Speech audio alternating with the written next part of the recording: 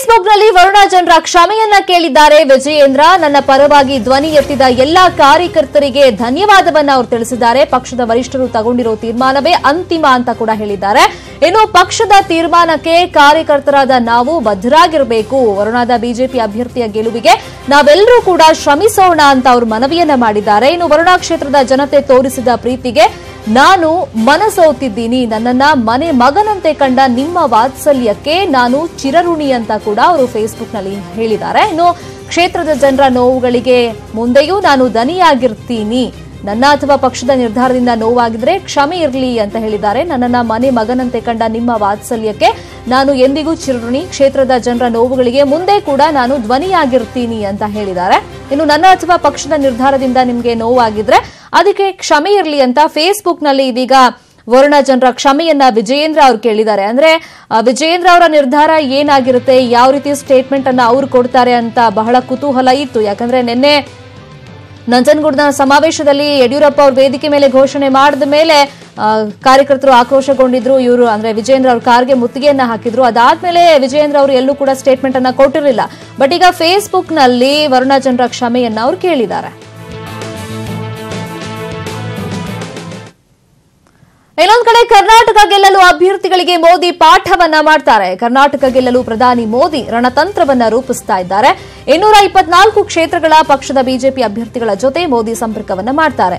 April 26ರಂದು 224 ಅಭ್ಯರ್ಥಿಗಳ ಜೊತೆ ಮೋದಿ ಟೆಲಿಕಾನ್ಫರೆನ್ಸ್ ನಡೆಸ್ತಾರೆ. ಇನ್ನು ಟೆಲಿಕಾನ್ಫರೆನ್ಸ್ ಮೂಲಕ 30 ನಿಮಿಷ ಅಭ್ಯರ್ಥಿಗಳ ಜೊತೆ ಮಾತುಕತೆಯನ್ನ ಮಾಡ್ತಾರೆ. ಇನ್ನು ಚುನಾವಣೆ ಗೆಲ್ಲೋ ಬಗ್ಗೆ ಅಭ್ಯರ್ಥಿಗಳಿಗೆ ಆಪ್ನಲ್ಲೇ ಮೋದಿ ಪಾಠವನ್ನ ಮಾಡ್ತಾರೆ ಅಂತ ಗೊತ್ತಾಗಿದೆ. 29ರಿಂದ ರಾಜ್ಯ ಪ್ರವಾಸವನ್ನ ಮಾಡ್ತಾರೆ. ಆದ್ರೆ 26ನೇ ತಾರೀಕೆ 224 ಅಭ್ಯರ್ಥಿಗಳ ಜೊತೆ ಮೋದಿ ಅವರು ಟೆಲಿಕಾನ್ಫರೆನ್ಸ್ ನಲ್ಲಿ 30 ನಿಮಿಷ ಈ ಆಪ್ ಮುಖಾಂತರನೇ ಮಾತುಕತೆ ಮಾಡ್ತಾರೆ. ಇಲ್ಲಿ ಪ್ರಮುಖವಾಗಿ ಅವರು ಗೆಲ್ಲೋ ಒಂದಷ್ಟು ಟಿಪ್ಸ್ ಅನ್ನ ಕೊಡ್ತಾರೆ ಅಂತ ಗೊತ್ತಾಗಿದೆ. ಅಂದ್ರೆ ಯಾವ ರೀತಿ ಗೆಲ್ಲಬೇಕು, ಏನೆಲ್ಲ ಚುನಾವಣೆಯಲ್ಲಿ ರಣತಂತ್ರಗಳನ್ನ ಮಾಡಬೇಕು ಅಂತ ಬಿಜೆಪಿಯ 224 ಅಭ್ಯರ್ಥಿಗಳಿಗೂ ಕೂಡ ಗೆಲುವಿನ ಬಗ್ಗೆ ಟೆಲಿಕಾನ್ಫರೆನ್ಸ್ ನಲ್ಲೇ ಸಂಪರ್ಕವನ್ನ ಮಾಡಿ ಪಾಠವನ್ನ ಮಾಡ್ತಾರೆ ಮೋದಿ ಅವರು. ಅದು ಅರ್ಧ ಗಂಟೆ ಕಾಲ ಈ ಪಾಠವನ್ನ ಮಾಡ್ತಾರೆ ಅಭ್ಯರ್ಥಿಗಳಿಗೆ ಅಂತ ಗೊತ್ತಾಗಿದೆ. ಈ ಬಗ್ಗೆ ಮತ್ತಷ್ಟು ಇನ್ಫಾರ್ಮೇಶನ್ ಕೊಡ್ತಾರೆ. ಫೋನ್ ಸಂಪರ್ಕದಲ್ಲಿ ಜಾಯ್ನ್ ಆಗಿರುವಂತಹ ನಮ್ಮ ರಿಪೋರ್ಟರ್ ರಮೇಶ್ ರೇಜಂಬು. ರಮೇಶ್, 29ನೇ ತಾರೀಕು ರಾಜ್ಯ ಪ್ರವಾಸಕ್ಕೆ ಬರ್ತಾರೆ ಅಂತ ಮೊದಲೇ ನಿಗದಿಯಾಗಿತ್ತು. ಆದ್ರೆ 26ನೇ ತಾರೀಕೀಗ ಒಂದು ಆಪ್ ಅಂದ್ರೆ ಟೆಲಿಕಾನ್ಫರೆನ್ಸ್ ಮೂಲಕನೇ ಮಾತುಕತೆ ಮಾಡ್ತಾರೆ ಅಂತ. ಸೊ ಇದು ಏನ್ ಟೈಮಿಂಗ್ ಅಲ್ಲಿ ಮಾಡ್ತಿದ್ದಾರೆ, ಯಾವ ರೀತಿ ಆಗಿರುತ್ತೆ ಈ ಟೆಲಿಕಾನ್ಫರೆನ್ಸ್ ಅಲ್ಲಿ ಮಾತುಕತೆ, ಏನ್ ಇನ್ಫಾರ್ಮೇಶನ್ ಸಿಕ್ಕಿದೆ ಬಿಜೆಪಿ ಕಡೆಯಿಂದ ರಮೇಶ್?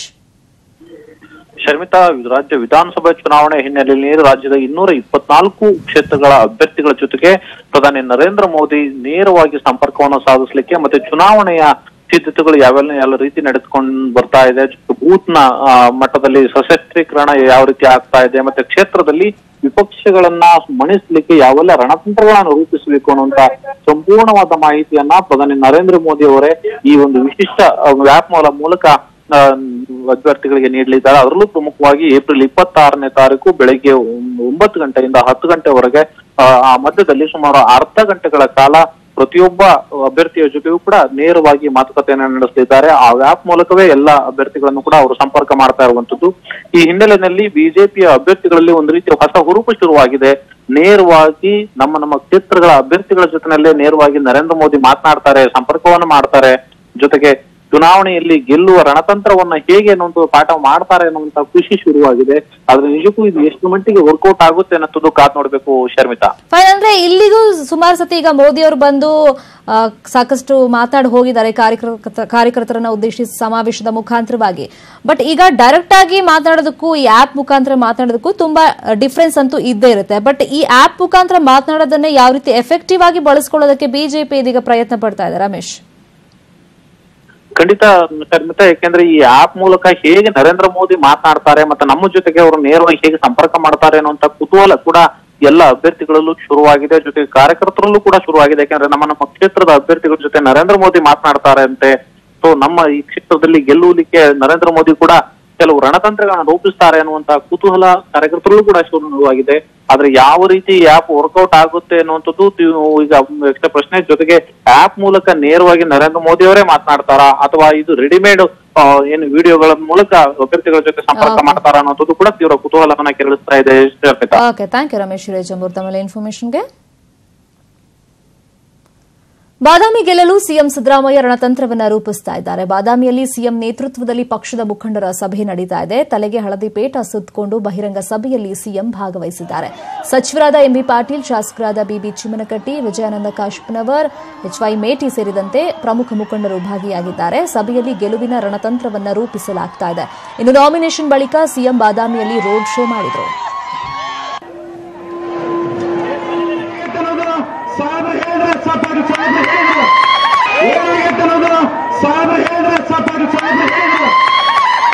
ಮೂರು ಮಂದಿ ಅಭ್ಯರ್ಥಿಗಳನ್ನ ಮಾಡ್ಕೊಂಡಾರ ಅಂತೇಳಿ ಇದು ದುರ್ದೈವ ಆಗತೈತಿ. ಏನಾಗೈತೆ ಅನ್ನೋದು ಸಾಹೇಬ್ರು ಹೇಳಿದ್ರೆ ಸಾಕಾಗಿ ಏನಾಗೈತೆ ಅನ್ನೋದು ಸಾಹೇಬ್ರು ಹೇಳಿದ್ರೆ ಸಾಕಾಗಿ ಮೂರು ಮಂದಿ ಅಭ್ಯರ್ಥಿಗಳನ್ನ ಮಾಡ್ಕೊಂಡಾರ ಅಂತೇಳಿ ಇದು ದುರ್ದೈವ ಆಗತೈತಿ. ಬಾದಾಮಿಯಲ್ಲಿ ಸಿಎಂ ನೇತೃತ್ವದಲ್ಲಿ ಪಕ್ಷದ ಮುಖಂಡರ ಸಭೆ ನಡೀತಾ ಇದೆ. ನಾವು ದೃಶ್ಯದಲ್ಲಿ ಕೂಡ ನೋಡ್ತಾ ಇದ್ದೀವಿ. ಅಲ್ಲೊಬ್ರು ಅಜ್ಜಿ ಬಂದ್ಬಿಟ್ಟು ಸಿಎಂ ಅವರಿಗೆ ಆಶೀರ್ವಾದ ರೀತಿಯಲ್ಲಿ ಅವ್ರಿಗೆ ಹೇಳ್ತಾ ಇದ್ದಾರೆ. ಏನೋ ಅಂದ್ರೆ ಗೆಲ್ಲಿ ಅಂತ ಬಹುಶಃ ಹೇಳ್ತಾ ಇರ್ಬೋದೇನೋ. ಇನ್ನು ಅವ್ರ ಪಕ್ಕದಲ್ಲಿ ಪ್ರೆಸೆಂಟ್ ಶಾಸಕರಾಗಿರುವಂತಹ ಚಿಮ್ಮನಕಟ್ಟಿ ಅವರು ಕೂಡ, ಬಾದಾಮಿ ಕ್ಷೇತ್ರದ ಶಾಸಕರು ಚಿಮ್ಮನಕಟ್ಟಿ ಅವರು ಕೂಡ ಕೂತ್ಕೊಂಡಿದ್ದಾರೆ. ಒಟ್ಟಿನಲ್ಲಿ ಈಗ ಬಾದಾಮಿಯಲ್ಲಿ ಸಿದ್ದರಾಮಯ್ಯ ಅವರನ್ನ ಯಾವ ರೀತಿ ಗೆಲ್ಲಿಸಬೇಕು ಅದಕ್ಕೆ ಸಂಬಂಧಪಟ್ಟಂತೆ ಈಗ ರಣತಂತ್ರ, ಗೆಲುವಿನ ರಣತಂತ್ರ ಅಲ್ಲಿ ನಡೀತಾ ಇರೋದು. ಇನ್ನು ಕಾಂಗ್ರೆಸ್ನ ಸಾಕಷ್ಟು ಮುಖಂಡರು ಕೂಡ ಈ ಬಹಿರಂಗ ಸಭೆಯಲ್ಲಿ ಇದೀಗ ಪಾಲ್ಗೊಂಡಿದ್ದಾರೆ. ಇನ್ನು ವಿಶೇಷ ಅಂದ್ರೆ ಸಿಎಂ ತಲೆಯಲ್ಲಿ ನಾವು ನೋಡಬಹುದು ಹಳದಿ ಪೇಟವನ್ನ ಅಲ್ಲಿ ಸುತ್ತಕೊಂಡು ಸಮಾವೇಶದಲ್ಲಿ ಅವರು ಪಾಲ್ಗೊಂಡಿರೋದು.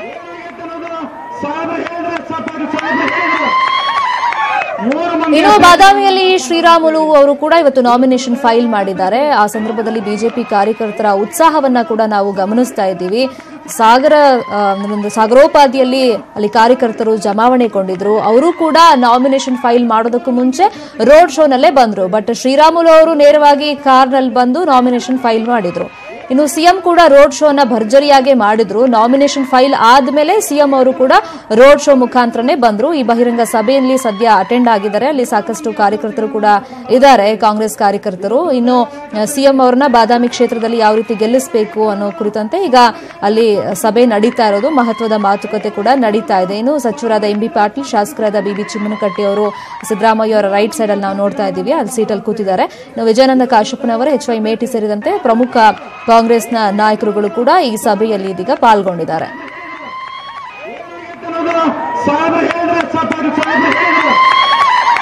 ಮೂರು ಮಂದಿ ಅಭ್ಯರ್ಥಿಗಳನ್ನ ಮಾಡ್ಕೊಂಡಾರ ಅಂತೇಳಿ ಇದು ದುರ್ದೈವ ಆಗತೈತಿ. ಏನಾಗೈತೆ ಅನ್ನೋದು ಸಾಹೇಬ್ರು ಹೇಳಿದ್ರೆ ಸಾಕಾಗಿ ಏನಾಗೈತೆ ಅನ್ನೋದು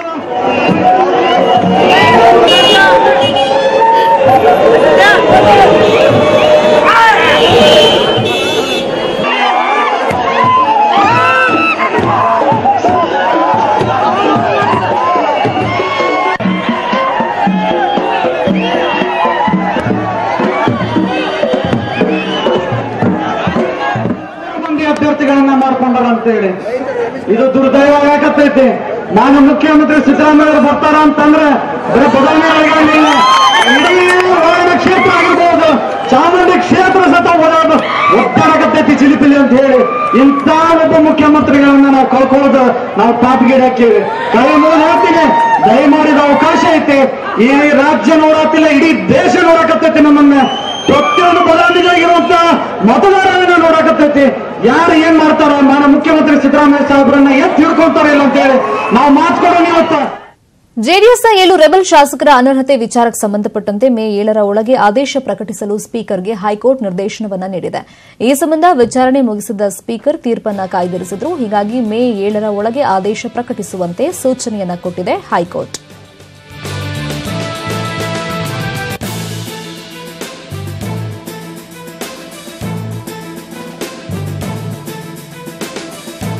ಜೆಡಿಎಸ್ನ 7 ರೆಬೆಲ್ ಶಾಸಕರ ಅನರ್ಹತೆ ವಿಚಾರಕ್ಕೆ ಸಂಬಂಧಪಟ್ಟಂತೆ ಮೇ 7ನೇ ತಾರೀಕಿನ ಒಳಗೆ ಆದೇಶವನ್ನು ಪ್ರಕಟ ಮಾಡಲೇಬೇಕು ಅಂತ ಸ್ಪೀಕರ್ಗೆ ಇದೀಗ ಹೈಕೋರ್ಟ್ನ ಏಕಸದಸ್ಯ ಪೀಠ ಆದೇಶವನ್ನು ಕೊಟ್ಟಿರೋದು. ಈಗ ಇದಕ್ಕೆ ಸಂಬಂಧಪಟ್ಟಂತೆ ವಿಚಾರಣೆಯನ್ನ ಆಲ್ರೆಡಿ ಸ್ಪೀಕರ್ ಮುಗಿಸಿದ್ದಾರೆ, ಬಟ್ ತೀರ್ಪನ್ನು ಮಾತ್ರ ಕಾಯ್ದಿರಿಸಿದ್ದಾರೆ. ಹೀಗಾಗಿ ಆ ತೀರ್ಪನ್ನ ಮೇ 7ರ ಒಳಗೆ ನೀವು ಪ್ರಕಟ ಮಾಡಲೇಬೇಕು ಅಂತ ಹೈಕೋರ್ಟ್ ನಿರ್ದೇಶನವನ್ನ ಕೊಟ್ಟಿದೆ, ಸೂಚನೆಯನ್ನ ಕೊಟ್ಟಿದೆ.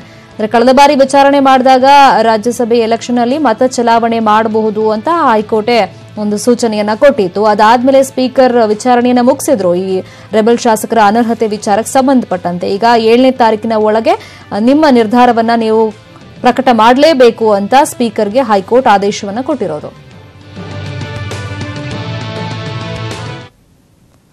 ಚುನಾವಣೆ ಹೊತ್ತಲ್ಲೇ ಸಿದ್ದರಾಮಯ್ಯ ಸರ್ಕಾರದ ಡಬಲ್ ಸ್ಟ್ಯಾಂಡರ್ಡ್ ಗೊತ್ತಾಗಿದೆ. ಅಂದ್ರೆ ಗಡಿ ಧಣಿಗಳನ್ನ ಪಾರು ಮಾಡೋದಕ್ಕೆ ಸಿದ್ದರಾಮಯ್ಯ ಹೊಸ ಸ್ಕೆಚ್ ಅನ್ನ ರೂಪಿಸಿದ್ದಾರೆ.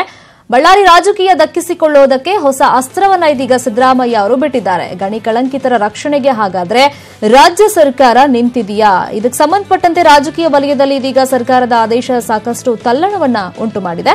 ಅಕ್ರಮ ಗಣಿಗಾರಿಕೆ ಪ್ರಕರಣದ ತನಿಖೆ ನಿಲ್ಲಿಸಿ ಅಂತ ಸಿಬಿಐಗೆ ಸೂಚನೆಯನ್ನ ಇದೀಗ ಕೊಡಲಾಗಿದೆ. ಸಿಬಿಐಗೆ ನೀಡಿದ್ದಂತಹ ಆದೇಶವನ್ನೇ ಇದೀಗ ರಾಜ್ಯ ಗೃಹ ಇಲಾಖೆ ಹಿಂಪಡೆದಿದೆ. ಇನ್ನು ಕಾರವಾರ ಹಾಗೆಯೇ ಮಂಗಳೂರು ಬಂದರುಗಳಲ್ಲಿ ತನಿಖೆಯನ್ನು ನಿಲ್ಲಿಸೋದಕ್ಕೆ ಸೂಚನೆಯನ್ನ ಇದೀಗ ಗೃಹ ಇಲಾಖೆ ಕೊಟ್ಟಿರೋದು. ಇನ್ನು ಗಣಿ ಕಳಂಕಿತರು ಕಾಂಗ್ರೆಸ್ಗೆ ಸೇರ್ಪಡೆ ಆಗಿರೋದೇ ಇದಕ್ಕೆಲ್ಲ ಕಾರಣನ? ಹಾಗಾದ್ರೆ ಇನ್ನು ರಾಜಕೀಯ ವಲಯದಲ್ಲಿ ಸಂಚಲನವನ್ನ ಸಿದ್ದರಾಮಯ್ಯ ಸರ್ಕಾರದ ನಡೆ ಇದೀಗ ಸೃಷ್ಟಿ ಮಾಡಿದೆ. ಬಳ್ಳಾರಿ ಗಣಿಗಾರಿಕೆ ವಿರುದ್ಧ ಸಿಡಿದೆದ್ದು ಅಧಿಕಾರಕ್ಕೆ ಏರಿದ್ದು ಕಾಂಗ್ರೆಸ್. ಅದರಲ್ಲೂ ಕೂಡ ಸಿಎಂ ಸಿದ್ದರಾಮಯ್ಯ ಅವರು ಪಾದಯಾತ್ರೆಯನ್ನ ಬಳ್ಳಾರಿ ತನಕ ಮಾಡಿದ್ರು ಈ ಅಕ್ರಮ ಗಣಿಗಾರಿಕೆ ವಿರುದ್ಧ ಹೋರಾಟವನ್ನ ಮಾಡೋ ನಿಟ್ಟಿನಲ್ಲಿ. ಅದೊಂದು ಪ್ಲಸ್ ಆಗಿತ್ತು, ಅಂದ್ರೆ ಕಾಂಗ್ರೆಸ್ ಗವರ್ನಮೆಂಟ್ ಬರೋದಕ್ಕೆ, ಸಿಎಂ ಆಗೋದಕ್ಕೆ ಸಿದ್ದರಾಮಯ್ಯ ಅವರು. ಬಟ್ ಈಗ ಸಿಬಿಐ ತನಿಖೆಯನ್ನ ಸ್ಟಾಪ್ ಮಾಡಿ ಅಂತ ಗೃಹ ಇಲಾಖೆನೇ ಈಗ ಸೂಚನೆಯನ್ನ ಕೊಟ್ಟಿರೋದ್ರಿಂದ ಸಿಬಿಐಗೆ ಸಾಕಷ್ಟು ಚರ್ಚೆಗೆ ಇದು ಗ್ರಾಸವಾಗಿದೆ. ಚುನಾವಣೆ ಹೊತ್ತಲ್ಲೇ ಈ ರೀತಿ ಸಿದ್ದರಾಮಯ್ಯ ಸರ್ಕಾರ ಡಬಲ್ ಸ್ಟ್ಯಾಂಡರ್ಡ್ ಅನುಸರಿಸ್ತಾ ಇದೆಯಾ ಅನ್ನೋ ಒಂದು ಅನುಮಾನ ಕೂಡ ಶುರುವಾಗಿದೆ. ಪ್ರಮುಖವಾಗಿ ಇಲ್ಲಿ ಆನಂದ್ ಸಿಂಗ್, ಸತೀಶ್ ಸೈಲ್, ನಾಗೇಂದ್ರ ಅವರೆಲ್ಲ ಈಗ ಬಂದಿದ್ದಾರೆ, ಪಕ್ಷಕ್ಕೆ ಸೇರ್ಪಡೆಯಾಗಿದ್ದಾರೆ ಕಾಂಗ್ರೆಸ್ ಪಕ್ಷಕ್ಕೆ. ಹಾಗಾಗಿ ಈ ಗಣಿ ಕಳಂಕಿತರನ್ನ ರಕ್ಷಣೆ ಮಾಡೋ ನಿಟ್ಟಿನಲ್ಲಿ ರಾಜ್ಯ ಸರ್ಕಾರ ಈ ನಿರ್ಧಾರಕ್ಕೆ ಹಾಗಾದ್ರೆ ಬಂದಿದ್ಯಾ ಅನ್ನೋ ಬಗ್ಗೆ ಇದೀಗ ಚರ್ಚೆ ನಡೀತಾ ಇರೋದು.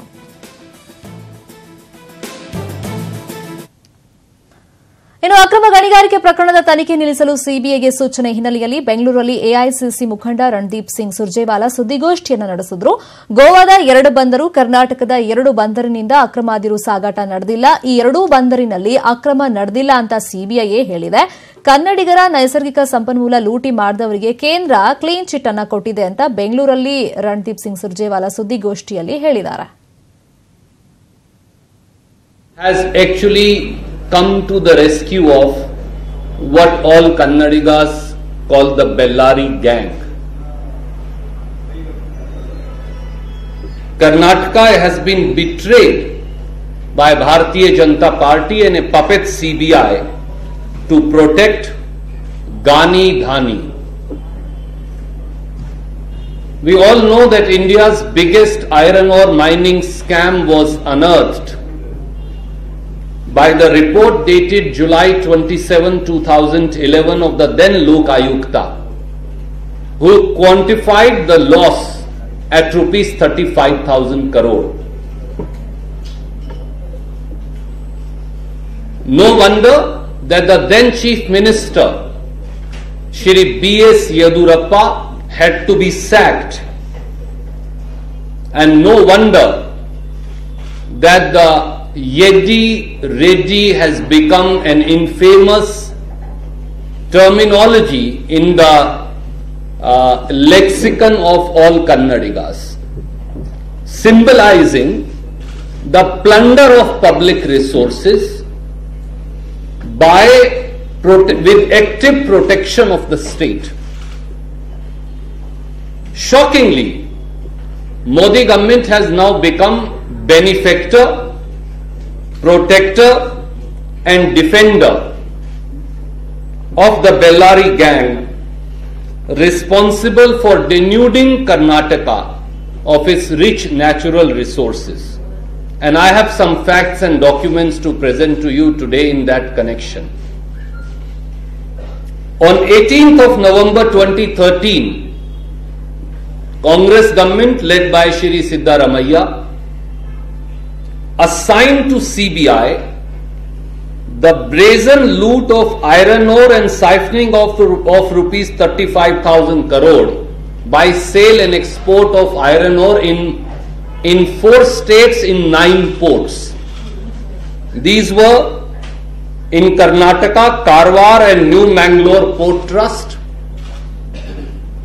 in Goa, Panaji and Murma Goa, in Tamil Nadu, Ennore and Chennai,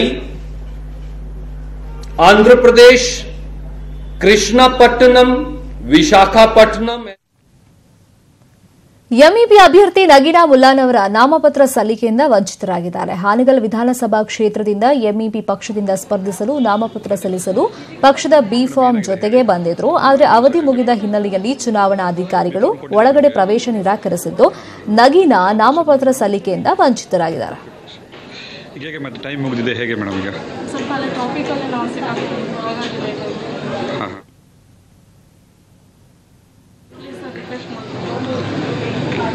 sir ನೀವು ಮಾತಾಡಿ ಮೇಡಮ್, ನಿಮ್ಮ ವಿಷಯನ ಹೋಗಿ ಪ್ರಸ್ತಾವನೆ ಮಾಡಿ.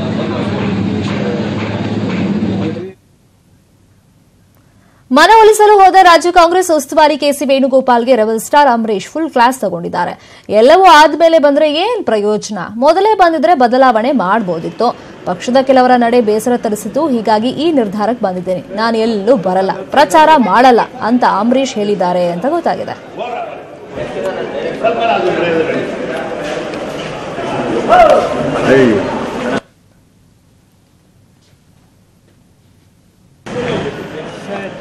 ಕೆಸಿ ವೇಣುಗೋಪಾಲ್ ಅವರು ಇವತ್ತು ನೇರವಾಗಿ ಅಂಬರೀಶ್ ಅವ್ರ ಮನೆಗೆ ಹೋಗಿದ್ರು, ಮನವೊಲಿಸುವ ಪ್ರಯತ್ನವನ್ನ ಕೂಡ ಮಾಡಿದ್ರು. ಬಟ್ ಆ ಟೈಮ್ನಲ್ಲಿ ವೇಣುಗೋಪಾಲ್ ಅವರಿಗೆ ಅಂಬರೀಶ್ ಫುಲ್ ಕ್ಲಾಸ್ ತಗೊಂಡಿದ್ದಾರೆ ಅಂತ ಗೊತ್ತಾಗಿದೆ. ಎಲ್ಲ ಮುಗಿದು ಹೋಗಿದೆ, ಈಗ ಬಂದು ಏನು ಪ್ರಯೋಜನ ಇಲ್ಲ ಬಿಡಿ ಅಂತ ಅಂಬರೀಶ್ ಅವ್ರು ಹೇಳಿದ್ದಾರೆ ಅಂತ ಗೊತ್ತಾಗಿದೆ. ಅಷ್ಟೇ ಅಲ್ಲ, ಮೊದಲೇ ಬಂದಿದ್ರೆ ಏನಾದರೂ ಚೇಂಜಸ್ ಬಹುಶಃ ಆಗ್ತಿತ್ತೇನೋ. ಬಟ್ ಈಗೇನು ಆಗಲ್ಲ, ಏನು ಪ್ರಯೋಜನ ಇಲ್ಲ. ಪಕ್ಷದಲ್ಲಿ ಕೆಲವೊಂದಿಷ್ಟು ಜನರ ನಡೆ ನನಗೆ ಬೇಸರ ತರಿಸಿದೆ, ಅದಕ್ಕೆ ನಾನು ಈ ಡಿಸಿಷನ್ಗೆ ಬಂದಿರೋದು. ನಾನು ಎಲ್ಲೂ ಬರಲ್ಲ, ಪ್ರಚಾರಕ್ಕೂ ಕೂಡ ನಾನು ಬರಲ್ಲ ಅಂತ ನೇರವಾಗಿ ವೇಣುಗೋಪಾಲ್ ಅವರಿಗೆ ಅಂಬರೀಶ್ ಅವರು ಹೇಳಿದ್ದಾರೆ ಮೀಟ್ ಮಾಡಿದಾಗ ಅಂತ ಗೊತ್ತಾಗಿದೆ.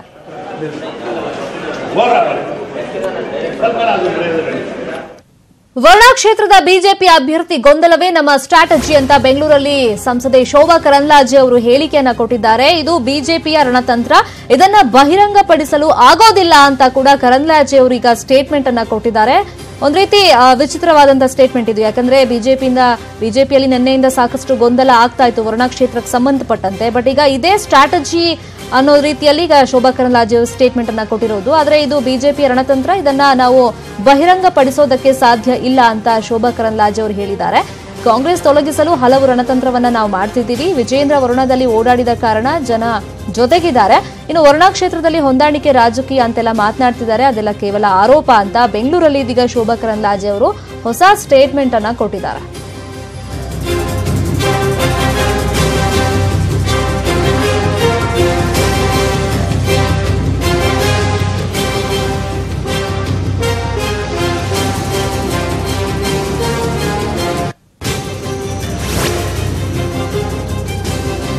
ವರುಣಾ ಕ್ಷೇತ್ರದಲ್ಲಿ ವಿಜೇಂದ್ರ ಅವರಿಗೆ ಟಿಕೆಟ್ ಯಾವಾಗ ಕೊಡಲ್ಲ ಅಂತ ಹೈಕಮಾಂಡ್ ಅಂದ್ರೆ ಯಡಿಯೂರಪ್ಪ ಅವ್ರ ಬಾಯಲ್ಲಿ ಹೇಳಿಸ್ತು. ಆವಾಗಿಂದ ಸಾಕಷ್ಟು ಹೈಡ್ರಾಮಾ ಮೈಸೂರು ಭಾಗದಲ್ಲಿ ನಡೆಯಿತು. ಬಟ್ ಈಗ ಅದೇ ನಮ್ಮ ಸ್ಟ್ರಾಟಜಿ, ಈ ರೀತಿ ಅಭ್ಯರ್ಥಿ ಗೊಂದಲ ಮಾಡಿದ್ದೇ ನಮ್ಮ ಸ್ಟ್ರಾಟಜಿ, ಇದು ಬಿಜೆಪಿಗೆ ಪ್ಲಸ್ ಆಗುತ್ತೆ ಅನ್ನೋ ರೀತಿಯಲ್ಲಿ ಶೋಭಾ ಕರಂದ್ಲಾಜೆ ಅವರು ಹೊಸ ರೀತಿಯಲ್ಲಿ ಒಂದು ಸ್ಟೇಟ್ಮೆಂಟ್ ಅನ್ನ ಕೊಟ್ಟಿದ್ದಾರೆ. ಬಟ್ ಈಗ ವಿಜೇಂದ್ರ ಅವರಿಗೆ ಟಿಕೆಟ್ ಕೊಡದೇ ಇರೋ ಕಾರಣ, ಅವರನ್ನ ಅಭ್ಯರ್ಥಿ ಅಂತ ಘೋಷಣೆ ಮಾಡದೇ ಇರೋ ಕಾರಣ ಬಿಜೆಪಿಗೆ ಸಾಕಷ್ಟು ಹೊಡೆತ ಬೀಳುತ್ತೆ. ಒಂದು 7 ರಿಂದ 8 ಕ್ಷೇತ್ರಗಳಲ್ಲಿ ಇದು ಪರಿಣಾಮ ಬೀರುತ್ತೆ. ಅದರ ಜೊತೆಗೆ ರಾಜ್ಯಾದ್ಯಂತ ಬಹುಶಃ ಪರಿಣಾಮ ಬೀರಬಹುದು ಅನ್ನೋ ಲೆಕ್ಕಾಚಾರ ಒಂದ್ ಕಡೆ ನಡೀತಾ ಇದೆ. ಬಟ್ ಇದೆಲ್ಲ ಅಲ್ಲ, ಅಭ್ಯರ್ಥಿ ಗೊಂದಲ ಮಾಡಿದ್ದೇ ನಮ್ಮ ಸ್ಟ್ರಾಟಜಿ, ಅದೆಲ್ಲ ನಾವು ಬಹಿರಂಗಪಡಿಸೋದಕ್ಕೆ ಸಾಧ್ಯ ಇಲ್ಲ. ಇದು ಬಿಜೆಪಿಯ ರಣತಂತ್ರ, ಎಲೆಕ್ಷನ್ ಟೈಮ್ನಲ್ಲಿ ನಾವು ಮಾಡಿರೋದು ರಣತಂತ್ರ. ಇದು ಕಾಂಗ್ರೆಸ್ ಅನ್ನ ತೊಲಗಿಸೋದಕ್ಕೆ ನಾವು ಹಲವು ರೀತಿಯಲ್ಲಿ ಸ್ಟ್ರಾಟಜಿ ಮಾಡ್ತಾ ಇದ್ದೀವಿ, ರಣತಂತ್ರಗಳನ್ನ ಮಾಡ್ತಿದ್ದೀವಿ. ಅದರಲ್ಲಿ ಈ ವರುಣಾ ಕ್ಷೇತ್ರದ ಬಿಜೆಪಿ ಅಭ್ಯರ್ಥಿಯ ಗೊಂದಲ ಕೂಡ ಒಂದು, ಅದೇ ನಮ್ಮ ಸ್ಟ್ರಾಟಜಿ ಅಂತ ಬೆಂಗಳೂರಲ್ಲಿ ಶೋಭಾ ಕರಂದ್ಲಾಜೆ ಅವರು ಹೇಳಿಕೆಯನ್ನ ಕೊಟ್ಟಿದ್ದಾರೆ. ಸಹಜವಾಗಿ ಒಂದು ರೀತಿ ಕುತೂಹಲಕ್ಕೆ ಈ ಹೇಳಿಕೆ ಕಾರಣವಾಗಿದೆ. ಯಾಕಂದ್ರೆ ಈಗ ಬಿಜೆಪಿಗೆ ಇದು ಎಫೆಕ್ಟ್ ಆಗೋದೇ ಜಾಸ್ತಿ. ವಿಜೇಂದ್ರ ಅವರನ್ನ ಅಲ್ಲಿ ಅವರಿಗೆ ಬಿ ಫಾರ್ಮ್ ಕೊಟ್ಟಿಲ್ಲ, ಅಭ್ಯರ್ಥಿ ಅಂತ ಮಾಡಿಲ್ಲ ಅನ್ನೋ ಮಾತುಕತೆನೆ, ಆ ವಿಶ್ಲೇಷಣೆನೇ ಜಾಸ್ತಿ ಆಗ್ತಿರೋದು.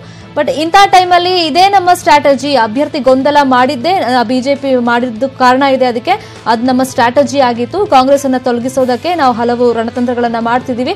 ಅದರಲ್ಲಿ ವರುಣಾ ಕ್ಷೇತ್ರದಲ್ಲಿ ಒಂದಿಷ್ಟು ಕನ್ಫ್ಯೂಷನ್ ಕ್ರಿಯೇಟ್ ಮಾಡಿದ್ದು ಕೂಡ ಅಭ್ಯರ್ಥಿ ವಿಚಾರವಾಗಿ, ಅದು ಕೂಡ ನಮ್ಮ ಸ್ಟ್ರಾಟಜಿ ಅಂತ ಈಗ ಶೋಭಾ ಕರಂದ್ಲಾಜೆ ಅವರು ಹೊಸ ರೀತಿಯಲ್ಲಿ ಒಂದು ಸ್ಟೇಟ್ಮೆಂಟ್ ಅನ್ನ ಕೊಟ್ಟಿದ್ದಾರೆ. ಒಂದ್ ರೀತಿ ಕ್ಯೂರಿಯಾಸಿಟಿ ಕ್ರಿಯೇಟ್ ಮಾಡುತ್ತೆ ಈ ಸ್ಟೇಟ್ಮೆಂಟ್. ಯಾಕಂದ್ರೆ ಬಿಜೆಪಿಗೆ ಮೈನಸ್ ಆಗುತ್ತೆ, ಯಡಿಯೂರಪ್ಪ ಅವರನ್ನ ಸಿಎಂ ಮಾಡಲ್ವಂತೆ ಅಂತೆಲ್ಲ ಈಗ ಸಾಮಾಜಿಕ ಜಾಲತಾಣದಲ್ಲಿ ವಿಜೇಂದ್ರ ಅವರಿಗೆ ಯಾವಾಗ ಟಿಕೆಟ್ ಕೊಟ್ಟಿಲ್ಲ ಹೈಕಮಾಂಡ್, ಆ ರೀತಿಯ ಚರ್ಚೆ ನಡೀತಾ ಇತ್ತು. ರಾಜ್ಯಾದ್ಯಂತ ಬಹುಶಃ ಬಿಜೆಪಿಗೆ ಇದು ಮೈನಸ್ ಆಗಬಹುದೇನೋ, ಯಡಿಯೂರಪ್ಪ ಅವರಿಗೆ ಇದೊಂಥರ ಡ್ರಾ ಬ್ಯಾಕ್. ಯಾಕಂದ್ರೆ ಪಕ್ಷದಲ್ಲಿ ತಮ್ಮ ಮಗನಿಗೆ ಟಿಕೆಟ್ ಕೊಡ್ಸಕ್ಕಾಗಿಲ್ಲ ಯಡಿಯೂರಪ್ಪ ಅವರಿಗೆ, ಹಾಗಾಗಿ ಯಡಿಯೂರಪ್ಪ ಅವರಿಗೆ ಇದೊಂದು ರೀತಿ ತೀವ್ರ ಹಿನ್ನಡೆ ಅಂತೆಲ್ಲ ಎಲ್ಲ ಚರ್ಚೆ ನಡೀತಾ ಇತ್ತು, ವಿಶ್ಲೇಷಣೆ ಆಗ್ತಿತ್ತು. ಬಟ್ ಇಂಥ ಟೈಮಲ್ಲಿ ಈಗ ಶೋಭಾ ಕರಂದ್ಲಾಜೆ ಅವರು ಈ ರೀತಿ ಅಭ್ಯರ್ಥಿ ಗೊಂದಲ ಮಾಡಿದೆ ನಮ್ಮ ಸ್ಟ್ರಾಟಜಿ ಅಂತ ಹೊಸ ಸ್ಟೇಟ್ಮೆಂಟ್ ಕೊಟ್ಟಿದ್ದಾರೆ. ನೀವು ಚುನಾವಣೆಗೆ ನಿಲ್ಬೇಡಿ ಅಂತ ನಾನು ಅಂಬರೀಷ್ಗೆ ಹೇಳಿಲ್ಲ ಅಂತ ಕೆಪಿಸಿಸಿ ಕಾರ್ಯಾಧ್ಯಕ್ಷ ದಿನೇಶ್ ಗುಂಡೂರಾವ್ ಹೇಳಿಕೆಯನ್ನ ಕೊಟ್ಟಿದ್ದಾರೆ. ಚುನಾವಣೆ ಗೆಲ್ಲೋದು ಸುಲಭ ಅಲ್ಲ ಅಂತ ನೀವು ಬೇಗ ನಿರ್ಧರಿಸಿ ಅಂತ ಹೇಳಿದ್ದೆ ಅಂತ ಕೆಪಿಸಿಸಿ ಕಾರ್ಯಾಧ್ಯಕ್ಷ ದಿನೇಶ್ ಗುಂಡೂರಾವ್ ಹೇಳಿಕೆಯನ್ನ ಕೊಟ್ಟಿದ್ದಾರೆ. ಇದು ನನ್ನ ಹಾಗೂ ಅಂಬರೀಷ್ ನಡುವಿನ ಖಾಸಗಿ ವಿಚಾರ ಅಂತ ಹೇಳಿದ್ದಾರೆ. ಇನ್ನು ಅಂಬರೀಷ್ ಮಾಧ್ಯಮಗಳ ಮುಂದೆ ಯಾಕೆ ಹಾಗೆ ಹೇಳಿದ್ರೋ ನನಗೆ ಗೊತ್ತಿಲ್ಲ ಅಂತ ದಿನೇಶ್ ಗುಂಡೂರಾವ್ ಇದೀಗ ಹೇಳಿಕೆಯನ್ನ ಕೊಟ್ಟಿದ್ದಾರೆ. ಅಂದ್ರೆ ವೇಣುಗೋಪಾಲ್ ಅವರು ಅಂಬರೀಷ್ ಅವ್ರ ಮನೆಗೆ ಹೋದಾಗ ದಿನೇಶ್ ಗುಂಡೂರಾವ್ ವಿಚಾರ ಕೂಡ ಪ್ರಸ್ತಾಪ ಆಗಿತ್ತು. ಹಾಗಾದ್ರೆ ದಿನೇಶ್ ಗುಂಡೂರಾವ್ ಏನ್ ಹೇಳಿದ್ರು ಬನ್ನಿ ಕೇಳ್ಕೊಂಬರೋಣ. ನಾನು ಆತರ ನೋಡಿ, ಅಂಬರೀಷ್ ಅವರು ನಮ್ ಲೀಡ್ರು, ಅವ್ರು ನಾವ್ ಆತರ ಹೇಳಕ್ ಸಾಧ್ಯನೂ ಇಲ್ಲ, ಹೇಳಕ್ ಹೋಗೋದು ಇಲ್ಲ. ಅವರು ನಾನೇನಂತ ಹೇಳಿದ್ರೆ ಸ್ವಲ್ಪ ನಾವು ಮಾತಾಡಿದಾಗ ನಾನೇ ಹೇಳಿದ್ದು, ಯಾಕಂದ್ರೆ ಅವತ್ತು ಎಲೆಕ್ಷನ್ ಕಮಿಟಿ ಮೀಟಿಂಗ್ ನಡೀತಾ ಇತ್ತು, ಫೈನಲೈಸ್ ಮಾಡಬೇಕಾಗಿತ್ತು. ಸೊ ಅದಕ್ಕೆ ಡೆಲ್ಲಿಯಿಂದ ನನಗೆ ಹೇಳಿದ್ರು ಹೋಗಿ ಮೀಟ್ ಮಾಡಿ ಅಂತ. ಮೀಟ್ ಮಾಡ್ತಾ ಹೋಗಿ ಹೇಳಿದ್ರೆ, ಸರ್ ನೀವು ದಯವಿಟ್ಟು ತೀರ್ಮಾನ ಬೇಗ ತಗೊಳ್ಬೇಕು, ನಿಲ್ತೀರಾ ಅಥವಾ ಇಲ್ವಾ? ಯಾಕಂತ ಹೇಳಿದ್ರೆ ಈಗ ಚುನಾವಣೆ ಹತ್ರ ಬಂದಿದೆ. ಚುನಾವಣೆ ನಿಮ್ಗೆ ಗೊತ್ತಿದೆ ಅಷ್ಟು ಸುಲಭ ಇರೋದಿಲ್ಲ, ಯಾವುದೇ ಚುನಾವಣೆ ಬಹಳ ಕಷ್ಟ ಇರ್ತದೆ. ನಾವು ಅದನ್ನ ಎದುರಿಸಬೇಕಾದ್ರೆ ನೀವು ಬೇಗ ತೀರ್ಮಾನ ತಗೊಳ್ಳಿ, ನಿಲ್ತೀರಾ ಇಲ್ವಾ ಅಂತ ಅಷ್ಟೇ ಹೇಳಿದ್ ನಾನು, ಬೇರೆ ಇನ್ನೇನು ಹೇಳಿಲ್ಲ. ಅವ್ರು ನಮ್ಮ ಲೀಡ್ರು ಅಂಬರೀಷ್ ಅವ್ರು. ನಾನು ಅಂಬರೀಷ್ ಅವ್ರ ಜೊತೆ ಬಹಳ ಎಷ್ಟು ವರ್ಷದ ಸಂಬಂಧ ಅಂತ ಹೇಳಿದ್ರೆ, ಮತ್ತು ಈ ಒಂದು ಚುನಾವಣೆ ಪ್ರಕ್ರಿಯೆಯಲ್ಲೂ ಕೂಡ ನಾನು ಸುಮಾರು 16 ಸಲ ಅವ್ರನ್ನ ಭೇಟಿಯಾಗಿದ್ದೀನಿ. ಈ ಚುನಾವಣೆಯ ವಿಚಾರದಲ್ಲಿ ಚರ್ಚೆ ಮಾಡೋದಕ್ಕೆ ಈಗಲೂ ಕೂಡ ಭೇಟಿ ಆಗ್ತೀನಿ. ಸರ್ವೆ ರಿಪೋರ್ಟ್ ಬಗ್ಗೆ ನಾನು ಮಾತಾಡಲೇ ಇಲ್ಲ, ಆತರ ಮಾತಾಡೋಕೆ ಹೋಗೋದು ಇಲ್ಲ. ನಾನು ಹೇಳಿ ನಟ ಸಾರ್ವಭೌಮ ಡಾಕ್ಟರ್ ರಾಜ್ಕುಮಾರ್ ಅವರ 90ನೇ ಹುಟ್ಟುಹಬ್ಬ ಅಂಗವಾಗಿ ರಾಜ್ ಕುಟುಂಬಸ್ಥರು ಸೇರಿ ಅಭಿಮಾನಿಗಳು ಸ್ಮಾರಕಕ್ಕೆ ಪೂಜೆಯನ್ನ ಸಲ್ಲಿಸಿದರು. ಇದೇ ವೇಳೆ ಶಿವರಾಜ್ ಕುಮಾರ್ ಅಭಿನಯದ ರುಸ್ತುಂ ಚಿತ್ರದ ಮೋಷನ್ ಪೋಸ್ಟರ್ ಹಾಗೂ ಮಧು ನಿರ್ಮಾಣದ ಹೊಸ ಚಿತ್ರ ಡೆಪ್ಯೂಟಿ ಮೇಯರ್ ಸಿನಿಮಾದ ಟೈಟಲ್ ಲಾಂಚ್ ಮಾಡಲಾಯಿತು. ಯುವರಾಜ್ ಕಟ್ಟ ಅಭಿಮಾನಿ ಸಹಾಯಕ ನಿರ್ದೇಶಕ ರುದ್ರ ಮತ್ತು ಶಿಲ್ಪಾ ಸ್ಮಾರಕಕ್ಕೆ ಪೂಜೆ ಸಲ್ಲಿಸಿ ದಾಂಪತ್ಯ ಜೀವನಕ್ಕೆ ಕಾಲಿಟ್ರು. ಹಿರಿಯ ನಿರ್ದೇಶಕ ಭಗವಾನ್ ಸಂತೋಷ್ ಆನಂದರಾಮ್, ಹೊನ್ನವಳ್ಳಿ ಕೃಷ್ಣ, ಸಾರಾ ಗೋವಿಂದು ಸೇರಿದಂತೆ ಅನೇಕ ಗಣ್ಯರು ಅಣ್ಣಾವರ ಸ್ಮಾರಕಕ್ಕೆ ಪೂಜೆಯನ್ನ ಸಲ್ಲಿಸಿದರು. ಇದೇ ವೇಳೆ ಮಾತನಾಡಿದ ಶಿವಣ್ಣ, ಅಭಿಮಾನಿಗಳಲ್ಲಿ ಅಪ್ಪಾಜಿ ಅವರನ್ನ ಕಾಣ್ತಿದ್ದೀವಿ ಅಂತ ಹೇಳಿದ್ರು.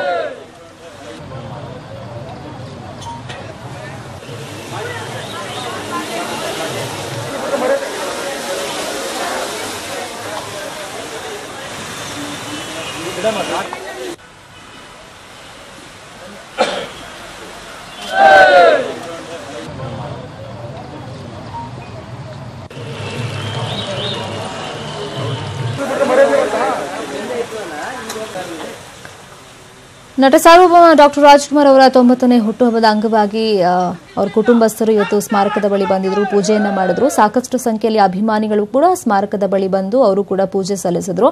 ಇನ್ನು ಇದೇ ಸಂದರ್ಭದಲ್ಲಿ ಶಿವರಾಜ್ ಕುಮಾರ್ ಅಭಿನಯದ ರುಸ್ತುಂ ಚಿತ್ರದ ಮೋಷನ್ ಪೋಸ್ಟರ್ ಹಾಗೆಯೇ ಮಧು ನಿರ್ಮಾಣದ ಹೊಸ ಚಿತ್ರ ಡೆಪ್ಯೂಟಿ ಮೇಯರ್ ಸಿನಿಮಾದ ಟೈಟಲ್ ಲಾಂಚ್ ಆಯಿತು. ಇನ್ನೊಂದು ಕಡೆ ರಾಜ್ ಅವರ ಕಟ್ಟ ಅಭಿಮಾನಿ ಸಹಾಯಕ ನಿರ್ದೇಶಕ ರುದ್ರ ಹಾಗೆಯೇ ಶಿಲ್ಪಾ ಇವತ್ತು ದಾಂಪತ್ಯ ಜೀವನಕ್ಕೆ ಸ್ಮಾರಕಕ್ಕೆ ಪೂಜೆ ಸಲ್ಲಿಕೆ ಮಾಡುವ ಮುಖಾಂತರವಾಗಿ ಕಾಲಿಟ್ಟಿದ್ದಾರೆ. ಈ ಸಂದರ್ಭದಲ್ಲಿ ಹಿರಿಯ ನಿರ್ದೇಶಕ ಭಗವಾನ್ ಸಂತೋಷ್ ಆನಂದರಾಮ್, ಹೊನ್ನವಳ್ಳಿ ಕೃಷ್ಣ, ಸಾರಾ ಗೋವಿಂದು ಅವರು ಕೂಡ ಅನೇಕ ಗಣ್ಯರು ಇವತ್ತು ಅಣ್ಣಾವರ ಸ್ಮಾರಕಕ್ಕೆ ಬಂದು ಪೂಜೆಯನ್ನ ಸಲ್ಲಿಸಿದ್ರು. ಮೇಡಮ್ ಅವ್ರದ್ದು ಒಂದು ಸಿನಿಮಾ ಹೇಳೋದಕ್ಕಾಗಲ್ಲ, ಯಾಕಂದ್ರೆ ಅವ್ರು ಪ್ರತಿಯೊಂದು ಸಿನಿಮಾನು ನಮಗೆ ಆದರ್ಶ. ಯಾಕಂದ್ರೆ ಒಂದು ಸಿನಿಮಾ ಅಂತಲ್ಲ, ಅವರು ಪ್ರತಿಯೊಂದು ಸಿನಿಮಾದಲ್ಲೂ ಎಲ್ಲ ಥರನೂ ಇನ್ಫಾರ್ಮೇಷನ್ ಕೊಟ್ಟಿದ್ದಾರೆ. ಈಗ ನಾವು ದಂಪತಿಗಳು ಹೇಗಿರಬೇಕು, ಯಾಕಂದ್ರೆ ಪ್ರತಿಯೊಂದು ಫ್ಯಾಮಿಲಿಯಿಂದ ಹಿಡಿದು ಎಲ್ಲ ಥರನೂ ಅವ್ರು ಮಾಡಿದ್ದಾರೆ. ಎಲ್ಲ ಸಿನಿಮಾಗಳು ಇಷ್ಟ ಮಾಡ್ತಾರೆ. ಇದು ಸದ್ಯದ ನ್ಯೂಸ್ ಅಪ್ಡೇಟ್ಸ್. ಇಲ್ಲಿ ತನಕ ಸುದ್ದಿ ಕೊಟ್ಟಿದ್ದು ನಾನು ಶರ್ಮಿತಾ ಶೆಟ್ಟಿ. ನೋಡ್ತಾರೆ ನ್ಯೂಸ್ 18 ಕನ್ನಡ. ಜಾಲ ನಮ್ಮದು, ಬಲ ನಿಮ್ಮದು.